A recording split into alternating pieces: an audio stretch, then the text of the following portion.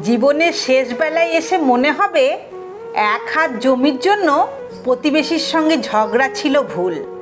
রাত জেগে মিথ্যা স্বপ্ন বুনে কারো সঙ্গে চ্যাট করাটা ভুল ছিল। কাউকে কষ্ট দিয়ে কঠিন কথা বলাটা ভুল ছিল। দুর্বল কাউকে ভয় দেখিয়ে নিজের ক্ষমতা দেখানোও ভুল ছিল। শেষবেলায় মনে হবে ক্লাসের সবচেয়ে মেধাবী ছাত্র না হলেও জীবনে খুব বড় ক্ষতি হয়নি।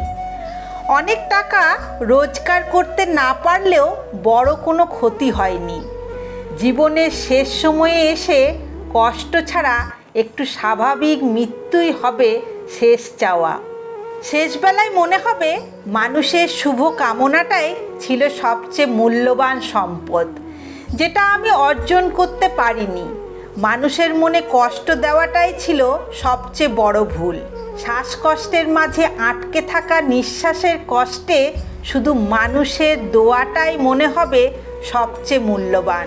অথচ এত কিছু ভেবেও আমরা যৌবনকালে নিজেদের নিয়ন্ত্রণ করতে পারি না।